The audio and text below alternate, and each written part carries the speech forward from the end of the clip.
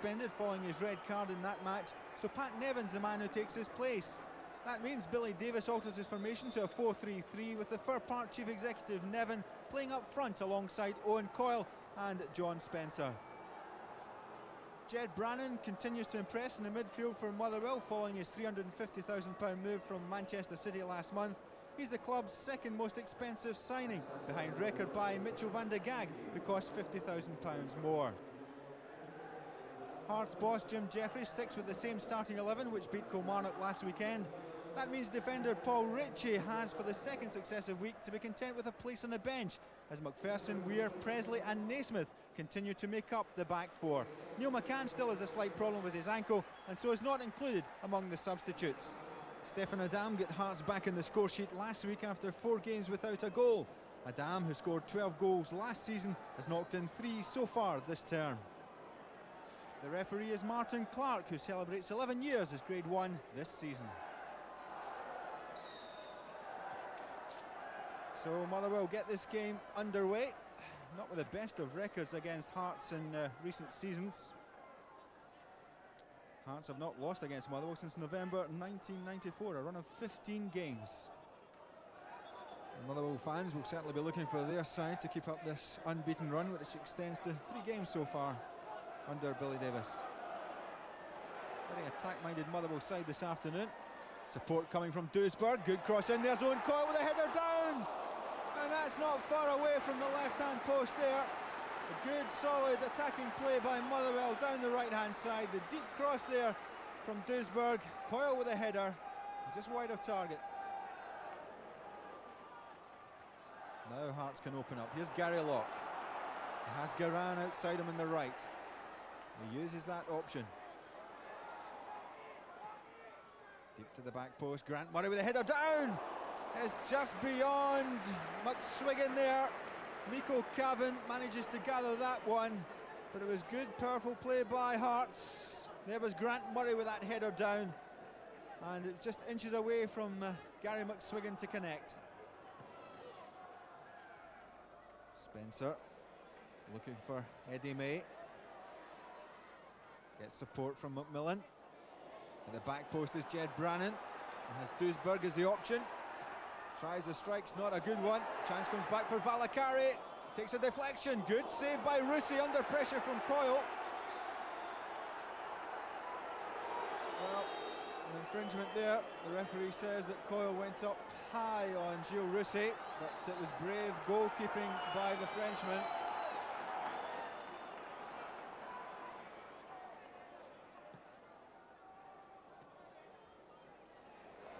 Now it's Brannan. A chance to flight in the cross, the chance for Spencer, and it's a goal for Motherwell. John Spencer opens the scoring for Motherwell. The closest player to him was Gary Locke in that challenge. It looked as though Spencer's chance had gone, but after 41 minutes, Motherwell break the deadlock. Motherwell 1, Hearts 0.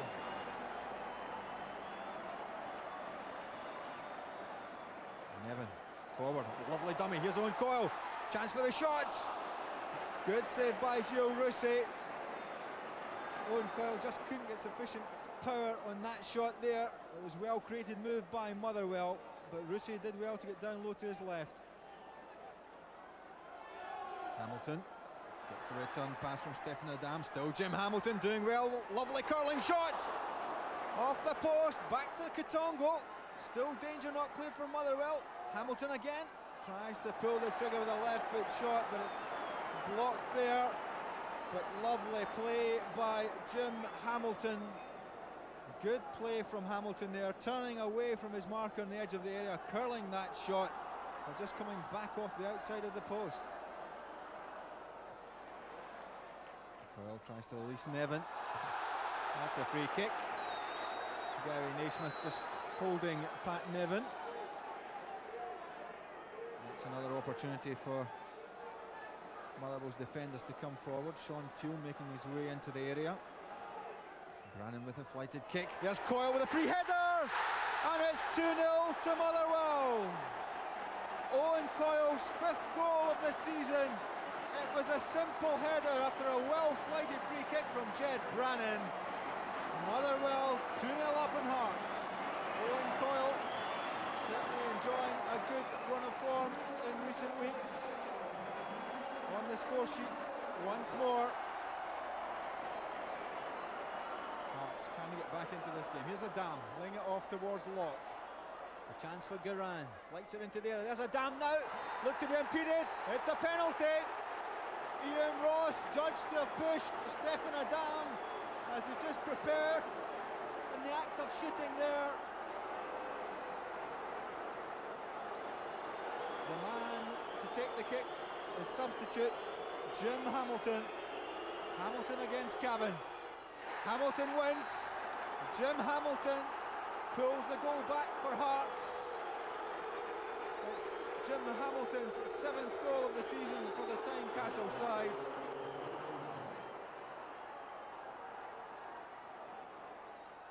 Owen Coyle turns away again from his marker. Having a great game this afternoon. Lovely reverse pass from Spencer. Lets in Stevie McMillan. He really should have done better there. He had options inside him. They were crying out for the pass.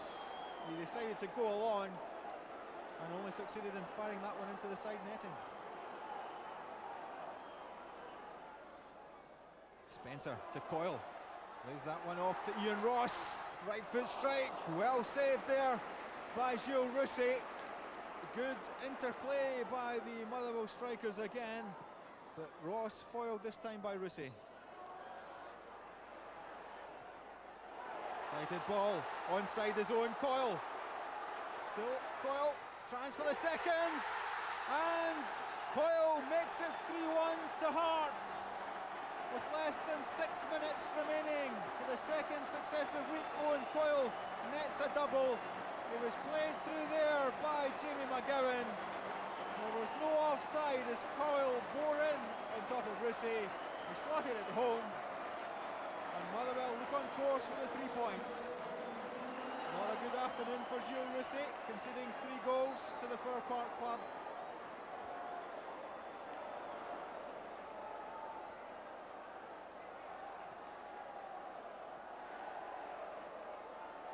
Jambo.